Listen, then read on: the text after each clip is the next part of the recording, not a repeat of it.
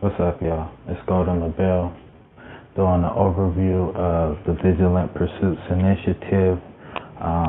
First of all, the vigilance aspect of it comes from Ida B. Wells.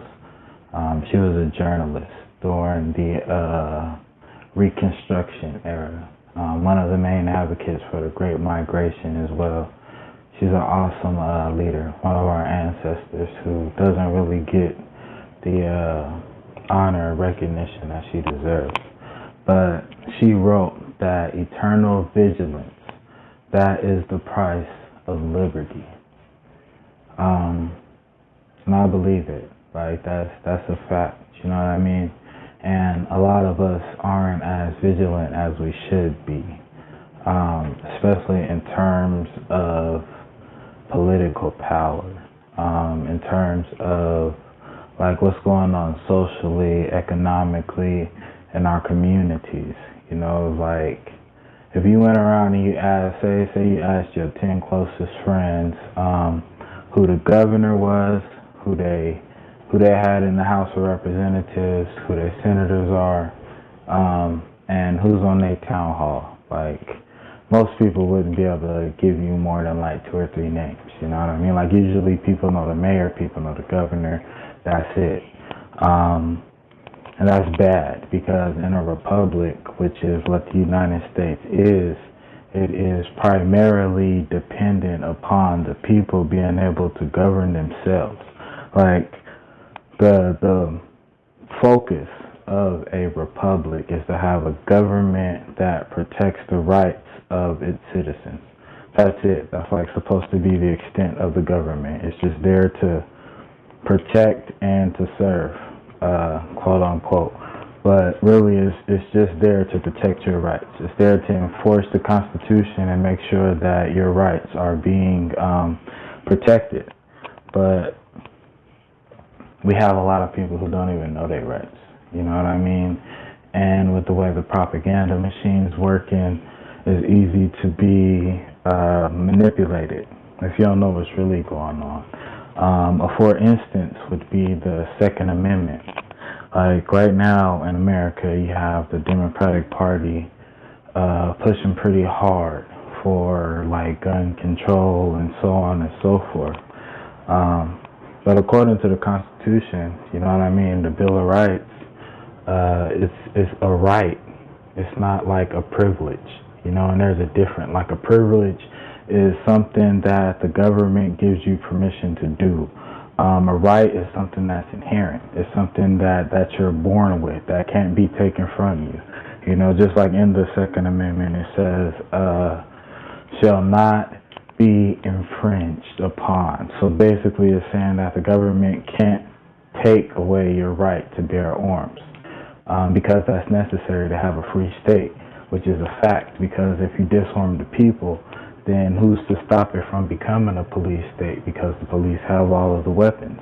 So like you could say you got freedom of speech, you could say all this and that, but if you can't defend yourself, you can't defend your family, you can't defend your interests, then really you have no rights. You have whatever they allow you to have, which is the whole point of the Second Amendment. But they skip all of that and they make it sound like, oh, the NRA is like some big bully with a whole bunch of guns that we're going to take down. And in truth, what they're really doing is trying to take away your rights. They're trying to disarm the people for our protection, quote unquote. You know what I mean? So it'll be safer for us, because some people really like believe that the government is supposed to do for us. And that's really the problem, is that like in a republic, you're supposed to be able to do for yourself. It's not a socialist form of government. It's not made for everybody to rely on the government to fix our problems. We're supposed to be able to fix our problems for ourselves. But to do that, we must be vigilant. And so with Vigilant Pursuits, it ultimately will grow into a political party. I want it to be international, you know what I mean? But it's focused on human rights, not like just civil rights, not no like workers' rights, not gay rights, not None of that. Human rights, period. Because that human rights aspect is an umbrella that covers everybody. That's something that can bring us all together in terms of solidarity, in terms of standing together, walking together, marching together, voting together, all of us. And so it's going to start off as a awareness initiative. So basically us breaking down what's on the ballot into layman terms for the people in our communities, talking to them about the voting records of their representatives, like basically making them more aware of the decisions that are being made that they may not be privy to, so that they can be more involved. Like if you don't agree with certain things that your government is doing in a republic, you have the right to take action, to get involved and to change that, you know what I mean? So then we can start working towards getting our own candidates. We can start working towards pushing our own agenda rather than just like hoping and praying for somebody to come and save us. We're going to start saving ourselves. And that's what Vigilant Pursuits is. So it's going to start off as us just working together to inform, to educate, and empower each other legally, politically, socially, economically. All of that comes together in Vigilant Pursuits. And then it's going to grow from that to where like we have a platform that's ours. You know what I mean? That doesn't have to cater to the GOP or the Democratic Party. Doesn't have to be quote unquote politically correct. We don't gotta go Hollywood, none of that. Like we're gonna be us and do it for us, and it's gonna be us doing this. We ain't gotta go and knock on all these other people's doors and ask them for help and so on and so forth, because we're gonna do it for ourselves, which we have the right to do. And that's what Vigilant Pursuits is all about.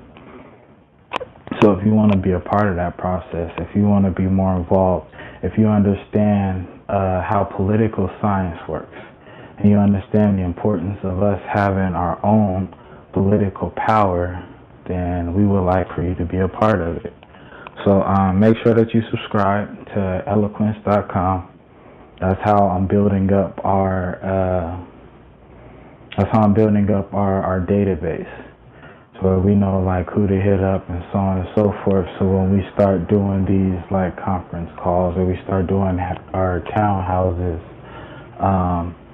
or when we have initiatives that's on the ballot that we need people to vote for, if we need petitions to get an initiative onto the ballot, we know who to like send it to. Just make sure you subscribe and pay attention to the notifications and whatnot that we send you. And I look forward to working with y'all. All right? Peace.